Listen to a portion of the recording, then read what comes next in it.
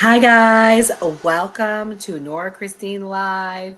We are live, we are here, we are talking about a little known true crime case, Argentina, House of Horror. We got lots and lots of things to talk about. We're going to talk about what went down in Argentina recently, also an update on the Diddy trial, also some other true crime things. So buckle up, go in a lit room because it's a little scary.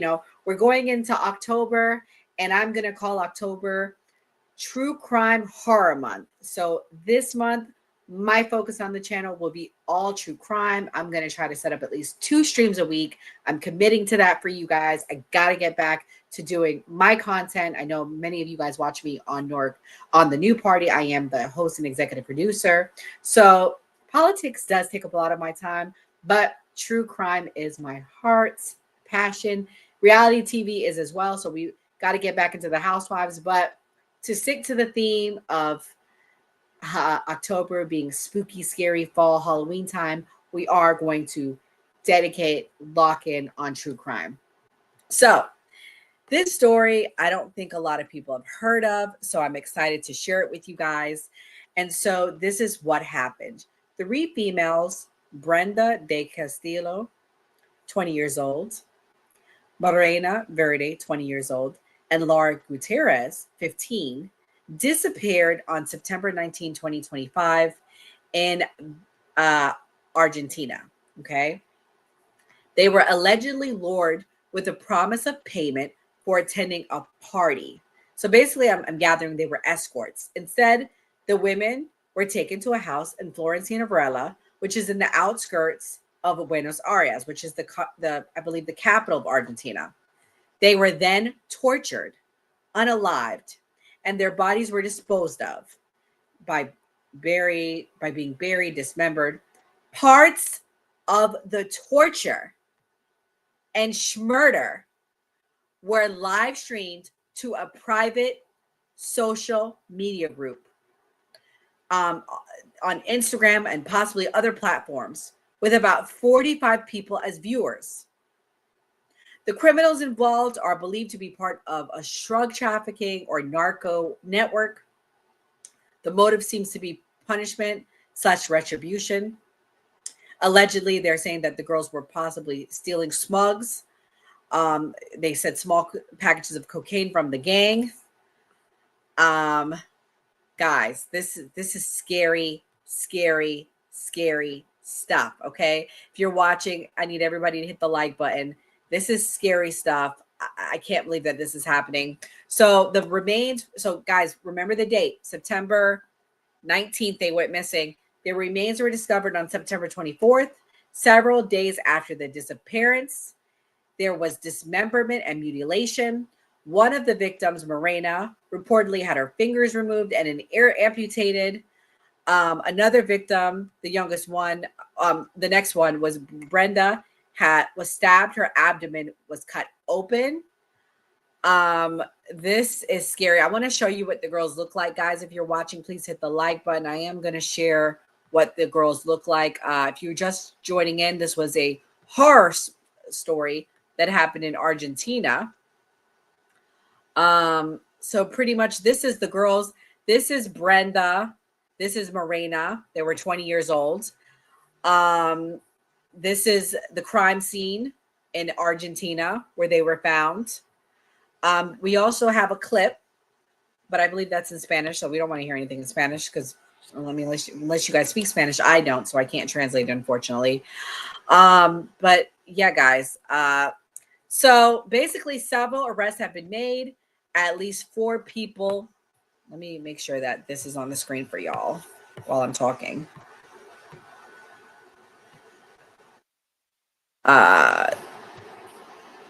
Several arrests have been made. At least 4 people in Argentina.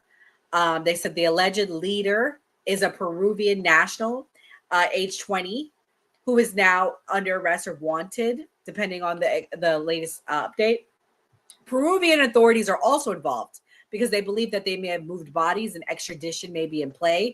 The case has spurred mass protests in Argentina, particularly in Buenos Aires. Many are calling this narco-femicide, meaning violence against women tied to organized crime. It has raised alarm over the increasing visibility of drug gang violence, uses of social media by criminals to broadcast or showcase brutality.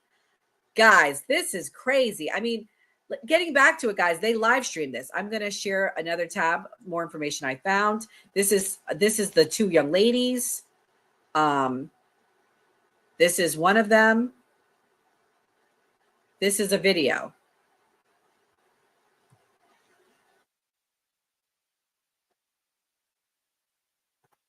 So yeah, guys, they're saying that they live streamed this. You know, they said that, you know, body parts were removed. Now I'm here reading in this article right here that the drug trafficker was Tony Victoriano. He was 22, known as Porcano J. This is pictures of one of the ladies. She's 20. This other lady was 20. And well, actually, that other girl, she looked 15. This looked like one of the young girls. So they were really young guys. No one was over the age of 21. This is the gentleman that they're saying was involved. Scary, scary stuff. This is a clip right here. Al Jazeera is talking about it. Let's watch.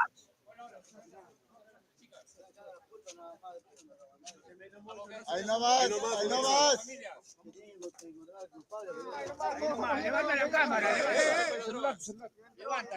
La información que se cuenta de que el móvil para el asesinato de las tres féminas por parte de varios integrantes de esta organización ha sido por el robo de 3 kilos aproximadamente de cocaína que habían ocasionado una de las... So pretty much this is what I'm gathering, guys. This was retaliation. The girls were probably a part of some sort of crew together. So they said, okay, come to the party. We'll pay you to be at the party. And one of them stole 3 kilos of schmocaine. And when they stole the 3 kilos, this was retaliation. So the whole crew got their get back on these young ladies. But I think the sickest part of it all is the live streaming of it. I mean, who freaking live streams? Like, that's pretty sick, guys. This is crazy, guys. And the fact that he's so young, I'm going to share my screen again. He's so young. This is wild to me. I mean, they call him the baby face narcos. Let me share my screen. This is the baby face narcos. This is these girls. They're all 15 to 20.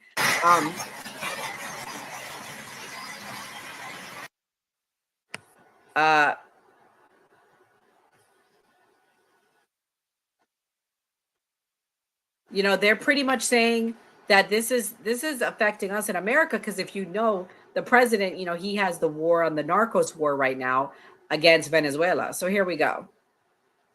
This was the stream, I guess. Pretty sick. There's videos of it. I don't necessarily want to play the videos, but guys, this is scary stuff. Okay. So basically I'm hearing that these girls were cousins. So that makes sense why they included all of them, because they were family. You know, I found in more information for you guys in another article. According to law enforcement reports cited by local media, the victim suffered horrific injuries before being killed. Gutierrez was mutilated before her throat was cut. Del Castillo was stabbed in the neck, beaten, and fatally stuck in the face, with her abdomen slashed open after death. Verdi was beaten and her neck broken. Authorities say the killings were streamed in a closed social media group. Buenos Aires Security Minister Javier Alonso told reporters the video showed a gang leader declaring, "This is what happens to those who steal drugs from me." Investigators suspect the women were targeted after being accused of taking a stash of schmocaine belonging to a Peruvian drug trafficker. Police have arrested 4 people, including 2 women, in connection with the case. You know, this is wild. People are demanding justice. I'm going to show you guys some pictures of the protests, because women are definitely, unfortunately, under attack around the world. I mean, unfortunately, things happen to women and nobody cares. I mean, this is them demanding justice. This is them asking for the girls. They were young. They were really, really, really, really young. I think that's the saddest part of how young they were. Here's the... No, ese impuesto. Ay, le dio un cañazo, mirá lo 8. But yeah, guys, this is wild. This is really scary what happened. Here's more protest.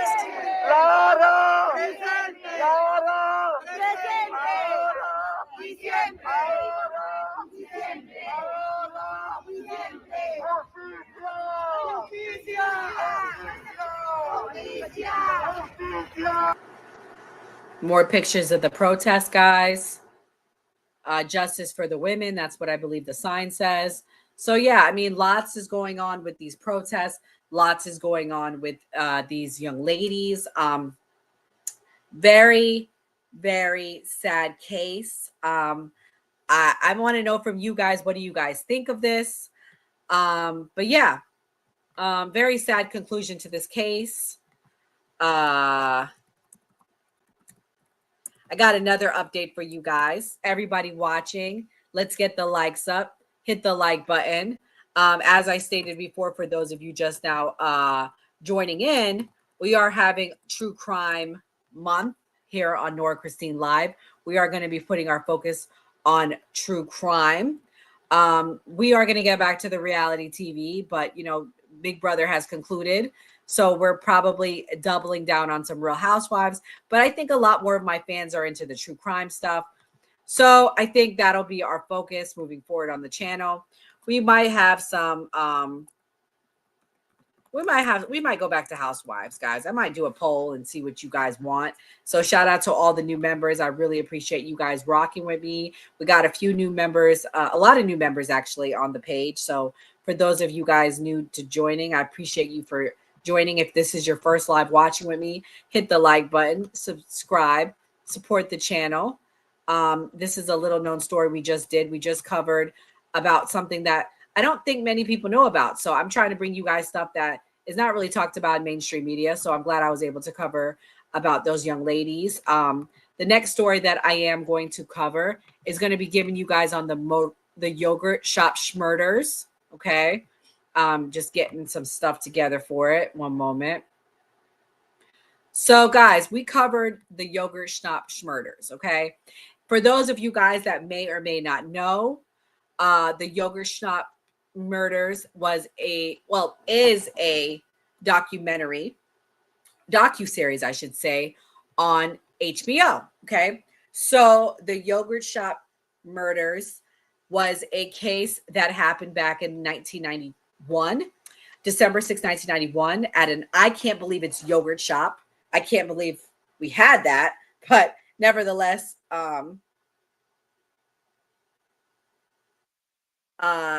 there were 4 teenage girls, Amy Ayers, 13, Eliza Thomas, 17, and sisters Jennifer Harrison, 17, and Sarah Harbison, 15. 2 were working at the shop, and the other 2 just came along for closing. They're hanging out with their homegirls. The 2 are working. The other 2 are hanging out, probably helping them, probably waiting for them to get off so they can go and have a sleepover, go have fun, whatever. You know, it's weekend.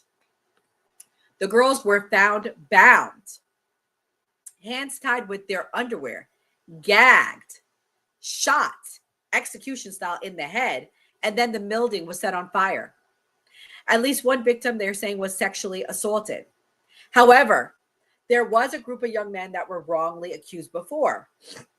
In 1999, 4 men were arrested: Robert Springsteen, Michael Scott, Maurice Pierce, and Forrest Welburn.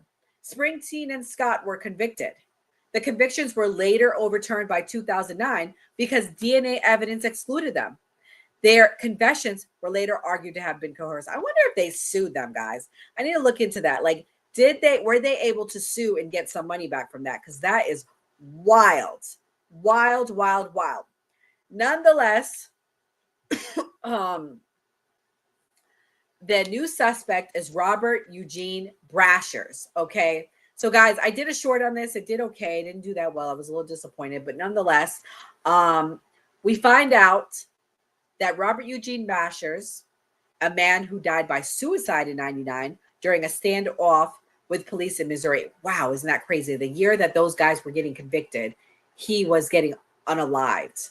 Wild. Anyways, DNA evidence, new DNA testing, including a YSTR testing of comparisons with samples preserved from the scene, including fingernail scrapings under Amy Ayer's nails, match Brasher's. Okay. Also, ballistics evidence, a 380 caliber shell casing found in a drain in the yogurt shop was tested and was found to match ballistics of a gun tied to Brasher's. Brasher's has also been linked, unfortunately, to similar cases, murders, and sexual assaults in multiple states: South Carolina, Missouri, Tennessee.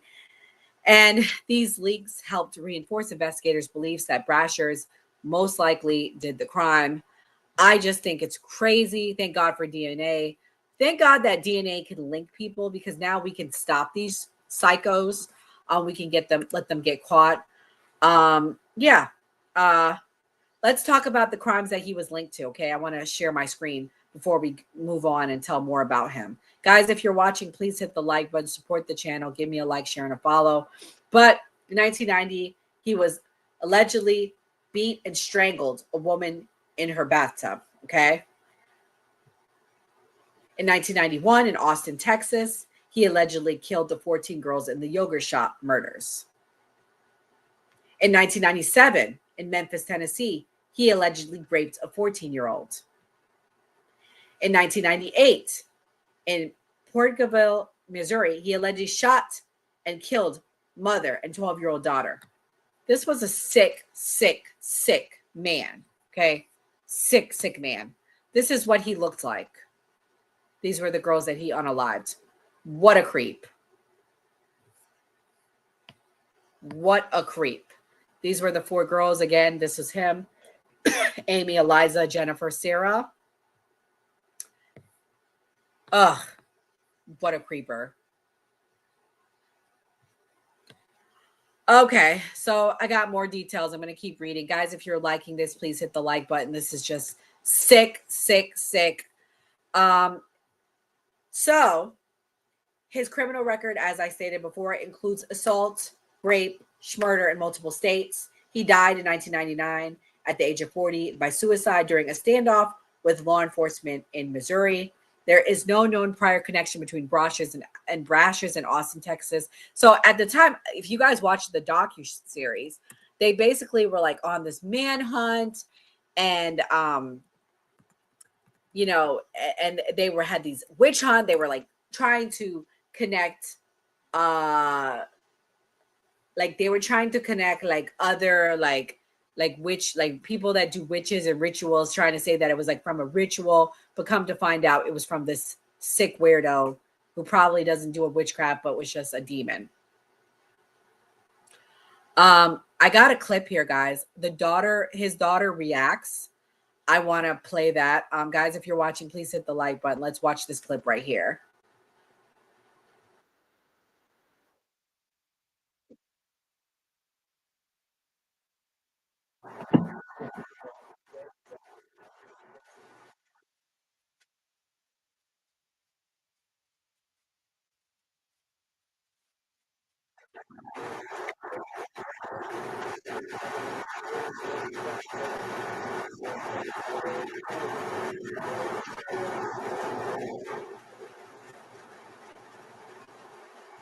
Mm.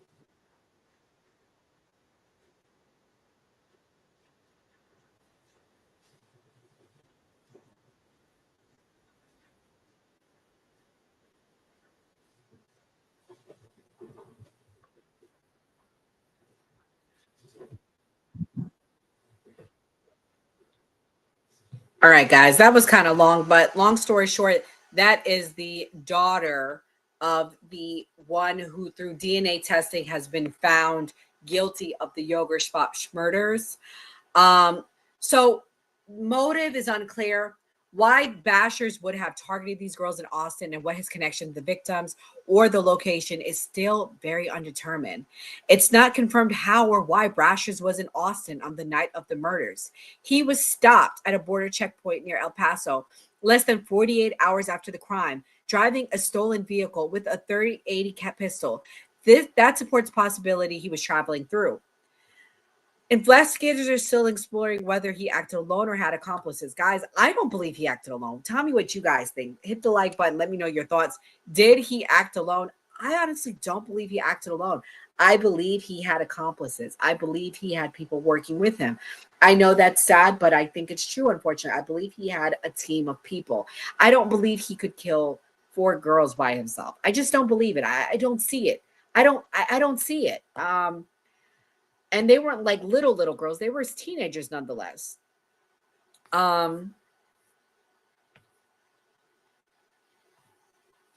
So let's see. This is the man that was freed. Let's see what he has to say about it. 1 second, guys. A subscription.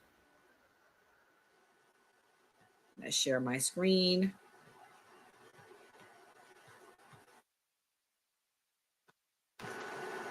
Authorities say they finally know who committed the yogurt shop quadruple murders more than 30 years ago. It's great news for one man who was on death row, wrongly convicted of the crime. This man is shopping for clothes at the mall for a very special occasion. So I just got off death row. Robert Springsteen was wrongly convicted in the yogurt shop murders. He was actually sentenced to death for the slayings of 4 teenagers in an I Can't Believe It's yogurt store in Austin, Texas in 1991. His conviction was later overturned after he spent 4 years on death row. Cops announced yesterday that this monster, Robert Eugene Brashers, was the real killer based on new DNA technology. Brashers killed himself during a shootout with cops in 1999. But for decades, a cloud of suspicion hung over Robert Springsteen, who was freed in 2009 after 8 years in prison and is featured in the HBO docuseries The Yogurt Shop Murders. No comment right now, please. In 1999, authorities say Springsteen actually confessed to the yogurt shop murders. He later recanted, saying cops coerced him. You're the coldest guy I've ever talked to in my life. Are you a cold-blooded murderer? No, sir, I'm not. The current Austin DA says he intends to apologize for his office's role in the prosecutions if the ongoing investigation confirms that Brashers is the killer. I will say I am sorry, though I know that that will never be enough. Yeah, that's never enough. What the? Yo, guys, that is so messed up. I hope they gave that man an apology because it looks like it is Brashers. But maybe they're trying to say, oh, well, he could be involved. Why did he confess? So we're not going to fully step up. But, woo! Anyways, guys, hit the like button. Thank you so much for watching this. I appreciate you guys' support. We are going to switch gears here. Go to our next story of the night. The Diddy trial update, guys. Hit the like button. Show your girl some love. I actually got to attend in person. I went for 3 days and I did get to go see Diddy up close and personal. I went to his trial. So, guys, we are finally going to have a conclusion to this come Friday. Friday, we are going to see a sentencing, okay? On September 30th, yesterday, Judge Aaron Subramanian denied Combs' motions for a new trial and to overturn his convictions. Okay, so basically, Diddy's team tried to get this overturned. You know, guys, he was indicted, okay, in September 2024 in the Southern District of New York on multiple federal charges, including racketeering, conspiracy, sex trafficking by force, fraud, or coercion, and transportation for the purpose of prostitution, also known as the Mann Act. The prosecution's narrative is Diddy, or aka Combs, alleged orchestrated freak-offs or multi-hour smoke-fueled sexual events in which he would fly in male escorts and have his then partners, which we later found out to be Cassie, Daphne Joy, aka Jane Doe. They would have these orgies with him, with these male sex workers on his behalf. The defense countered that all the acts were all consensual and were part of a swingers lifestyle, and raised First Amendment arguments relating to the recording of said sexual encounters. So we didn't get to see them in the courtroom, but the jury did. The trial began in May 2025, and a jury deliberated for 3 days. And on July 2nd, right before 4th of July, they delivered a mixed verdict. He was acquitted of the racketeering conspiracy and all sex trafficking counts, but was found guilty on 2 counts of transportation to engage in prostitution under the Mann Act, involving 2 different former partners, Cassie and Jane Doe, aka Daphne Joy. Those two counts had Combs been convicted at maximum, carried up to 10 years each under federal law. But guys, come on now. 10 years for prostitution. Are we serious? Like, we don't normally see Johns be convicted. So that's pretty much where a lot of people are at. Do I think that Diddy is this nice, sweet guy? No. But do I think this was definitely a government overreach? 100%. Combs has filed motions seeking to invalidate the verdict and requested a new trial. One major argument that he has is that the government failed to properly establish he was responsible, or that certain evidence would have been excluded. He also argued that the schmexual recordings and the concept of filming freak-offs involve First Amendment considerations, protected speech, and should have been addressed earlier by the court. However, Judge Samaranian denied Combs' motion for an acquittal and for a new trial, concluding that the government had presented overwhelming evidence supporting the conviction. So basically, he had to go back and he had to say, had it not been a trial by jury, he would have came to the same answer. And he's like, yeah, I would have came to the same thing. Like, I think it was fair. So after the verdict, he tried to get released on a bond. He requested a bond of $50 million, arguing the conditions at the detention facility were harsh and that others convicted of similar charges has been released. Very true.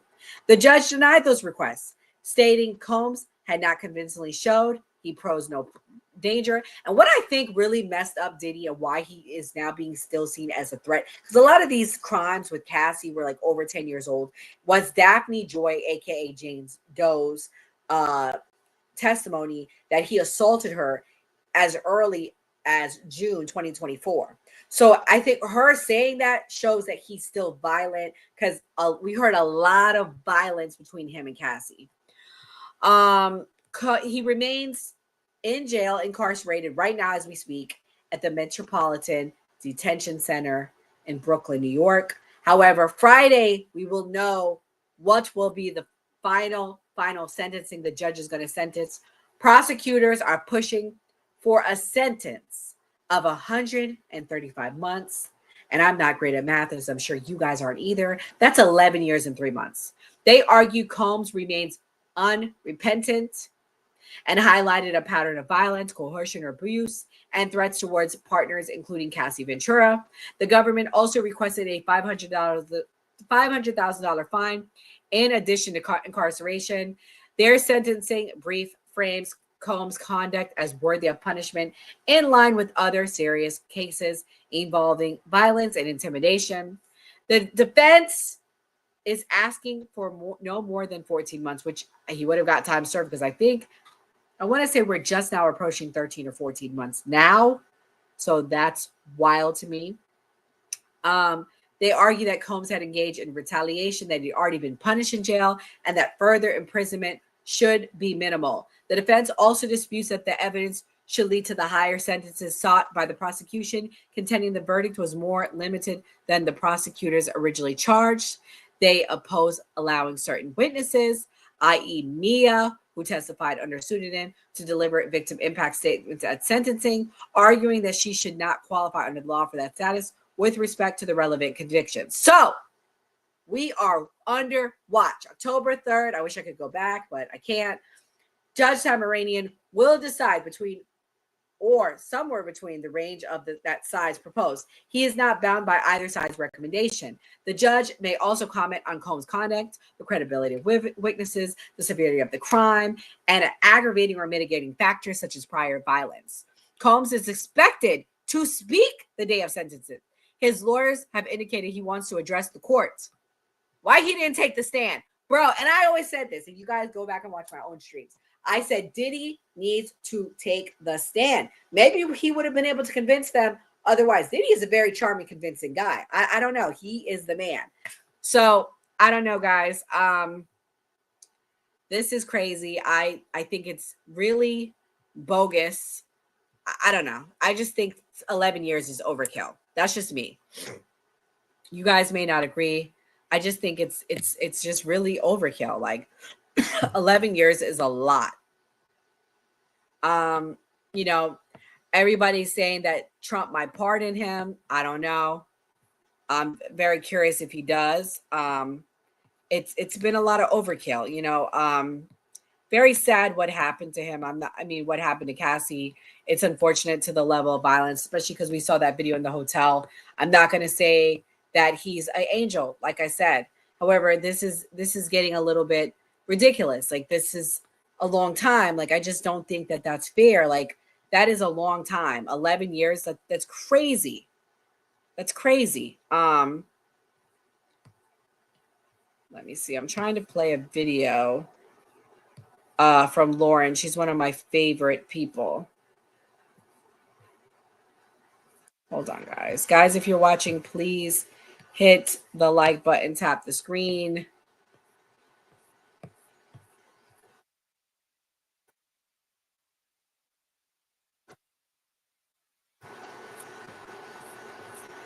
Trying to see what Lauren has said about him. Lauren Conlon, shout out to her. She's one of my favorites. Has been going to the trial. This is what she had to say about his letters of support. I'm going to share the screen. Guys, if you're watching, please tap that like button. Support your girl. Come check me out come check your girl out on YouTube. I'm here at Nora Christine Live if you want to be involved in the conversation. Here we go. This is what Lauren Conlon had. I have to go get a job. What about that? Well, you could argue that's fair. You could argue Young Miami is technically not living off Sean Combs. Dallas Austin is not living off Sean Combs. However, I didn't think those letters were anything spectacular. Dallas Austin's letter, I thought it was very lackluster. He kind of just Whoa. You're the one that brought up Young Miami, not real name. Now, isn't it true that Young Miami accused of transporting pink cocaine for Combs? That's an allegation. There have been many allegations. I have to go get it. Oh, Lord. Young Miami did write a letter. She said that she doesn't think that he should be found guilty. This was the argument for Diddy's attorneys about the Mann Act. Shout out to Lauren Conlon. She's one of my faves. She's really legit there. She's on the scene. I got to meet her when I went. Let me hit the play button. As their East Coast correspondent outside of the federal courthouse in Manhattan, where Sean Combs had his first hearing since being convicted on the 2 Mann Act charges in July. And the Mann Act charges relate to transportation to engage in prostitution. And Sean Diddy Combs is set to be sentenced next Friday, October 3rd, on those 2 charges. However, the hearing today was to hear the defense argue why he should be acquitted on those charges or why he should get a new trial.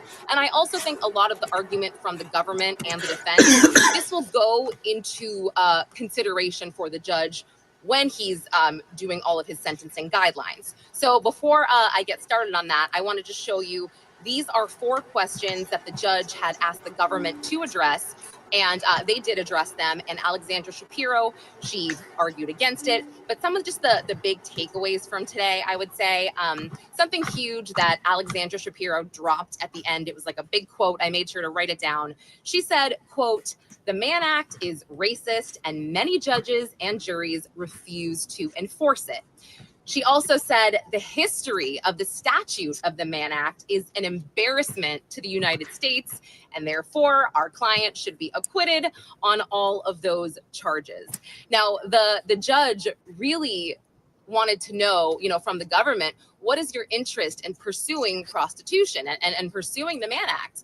And the government kind of said, look, we want to pursue this because it will mitigate violence in women. It'll mitigate drug use and the the passing of diseases and whatnot. And the defense was like, well, okay, I mean, our client was acquitted on the violence and the drugs and all of that stuff. So this doesn't even matter. And then the defense said, also the DOJ has no interest pursuing the Mann Act or prostitution cases. They basically said they don't prosecute Mann Act cases unless someone is, quote, running a business exploiting sex workers and minors. And these were all consenting adults, and there should be no government interest. To which the judge said, well, isn't prostitution, mainly all consenting adults? And they're like, yeah. And then they went into the whole argument, the defense, where Diddy wasn't making any money from it. He wasn't profiting from it, which has been another huge point of contention here. They have said our client didn't profit at all. So the judge actually asked the government to cite cases like this before sentencing next Friday. So just in a nutshell, that's kind of what happened. I mean, I'm leaving a lot out, but there will be a written article talking about more. Wow. So more to come, guys. We are on Diddy sentencing watch. I might do a live stream Friday talking about it. So more to come. Make sure you guys on the lookout for that. We're going to switch gears here. I haven't really covered this, so I guess I will. And people can look up the stream because my girl Lauren Conlon is on the case. So I'm going to get all my tea from her tonight and we're going to break it down. So the David romantic homicide.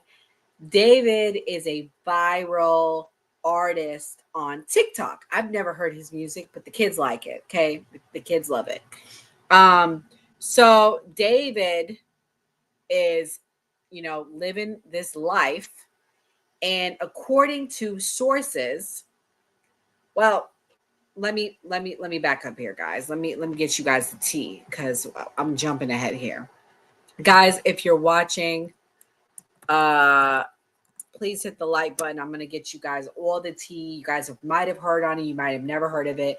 But David Anthony Burke is connected to a body that was found in a Tesla registered to him. So a decomposed body was found inside the front trunk of a Tesla registered to David Anthony Burke, aka D4BD David.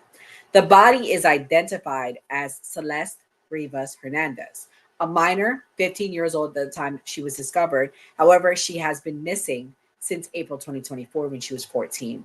The remains were badly decomposed and cause and manner of death have not been determined. The Tesla had been parked and abandoned for some time in Hollywood Hills, and the car was then impounded after being ticketed. A foul odor prompted the discovery of the body. Okay, guys. Authorities are treating this death as a homicide investigation, though they have not officially charged anyone. Officers executed a search warrant on a property linked to David, which is a beautiful thousands of dollars Hollywood Hills rental home in which he was staying in. They seized electronics, computers, etc. David is reportedly cooperating with law enforcement. He has not been named as a suspect, nor has he been charged with any crime relating to this death. Other notable things is that he had a matching sheer tattoo with her. They had a tattooed on her right index finger, which matches a tattoo that David also has. Social media speculation around songs and lyrics have noted that David's past songs like Romantic Homicide, plus some interviews where he talks about alter egos or murder themed narratives, are being scrutinized. It's unclear how much of this is artistic metaphor or something more relevant to the case. Tour dates have been canceled by him. Brand deals have been ended. There's been a strong public response given the nature of this, okay? It's unclear how she died. It's unclear whether he had knowledge or direct involvement.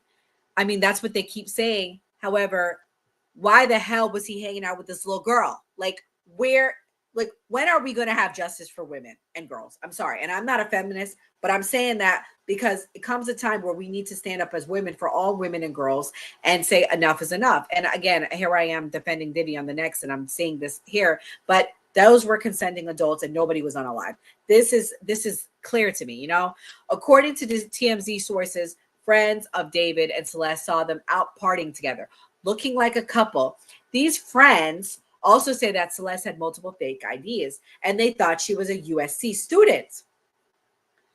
Let me show you what the girl looks like, okay? Because she looks hella young. Guys, make sure you hit the like button. Thank you so much for hanging out with me tonight while we do our True Crime October series. We are going to be breaking down true crime this month. This is what this girl looks like. This is a baby. This grown-ass man was hanging out with this baby, and everybody just said la-di-da-di-da. She was a kid, so let's not look. Let's look the other way. This is crazy. Also, there's photos of the Tesla. I want to show y'all what the Tesla looks like. You know, like I said, my girl Lauren, she's on it. Shout out to her. Lauren be posting all the true crime stuff. Go check out Lauren Conlon. Shout out to her. Make sure you guys go give her a follow. But here it is. This is the Tesla. Okay. This is what the Tesla looked like. Clearly it hasn't been driven in a while. Very dirty. Has lots of, pollen on it. This was the impound details. It was a Tesla registered in Texas. This is it right here.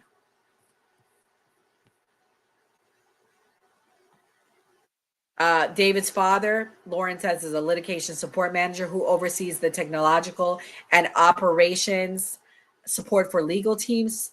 While he's not licensed to practice law, most likely he focuses on civil litigation. So it's probably he's helping his son. This is crazy. Oh, sorry, I'm trying to get y'all more clips from Lauren because she has a lot on here. So Lauren says on her page that private investigator Los Angeles Steve Fisher has uncovered a 2024 email sent by concerned adults or friends and celeb Rivas Hernandez's life to Josh Marshall, the manager of singer David. Okay, the email sent when the teenager was reported missing said that they believe she was with David. No response was received, but Celeste returned home the following day. What does Josh Marshall know? Yes, we need to get on that. What does Josh know? There's also video camera footage of Celeste on camera, okay? Celeste was kicking it with him. Celeste seen on security cam in Lake Elsinore before her disappearance. She was spotted at a liquor store back in March 2024. So we need to come up with a timeline when chick was last seen. This is crazy, man. Fox LA says Leslie Rivas Hernandez, manner of death, is listed as a homicide, okay? I mean, it definitely should be. Poor girl. They said that she was dismembered. May not hold true, is that earlier accounts described her as fully clothed. This might not matter, but it raised a question. Would a killer dismember a victim while she was still dressed? I don't know. That's a good question. Medical examiner's office said the girl was wearing a tube top, black leggings, a yellow metal chain bracelet, and stud earrings. She was described as having wavy black hair, weighing about 71 pounds. Law enforcement said that the remains were not intact. Because 71 pounds for a 14-year-old girl, it's like the size of like a 7-8-year-old. Or like a 10-year-old. The medical examiner has said it appeared the girl had been dead in the car for an extended period of time. Yes, so doesn't your body decompose? Like, would you really weigh as much as you normally would? Like, that's weird that they would release that. But whatever.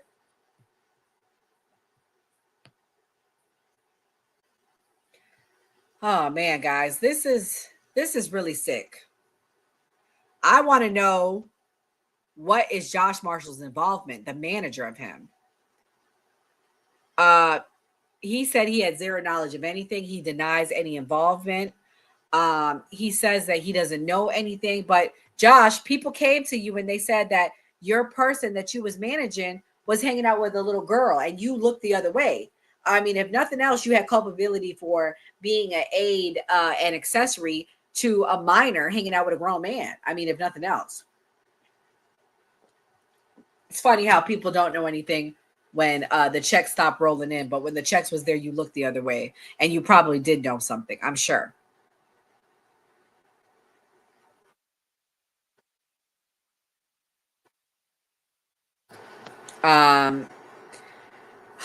Anyways, let me play my girl Lauren's video. She got something where she's talking about Celeste.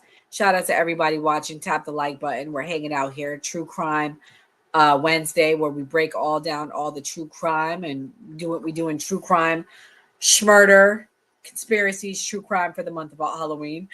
October. The death of teen Celeste Rivas Hernandez has yet to be classified as a homicide by the LA Medical Examiner's Office. Now, the LAPD recently did an interview with People magazine where they stated that because the LA Medical Examiner's Office has not determined a cause or manner of death, they don't know if anyone has any criminal culpability here. However, they did say that when Celeste's body was found, they believe that she was most likely deceased for weeks before being placed in David's Tesla, which I think a lot of us speculated that. I also reached out to the PIO at the LA ME's office, knowing that they probably couldn't say anything, but I still wanted confirmation on whether or not the body of this poor girl was dismembered or it was just heavily decomposing. I also wanted to know when they thought they could classify her manner of death.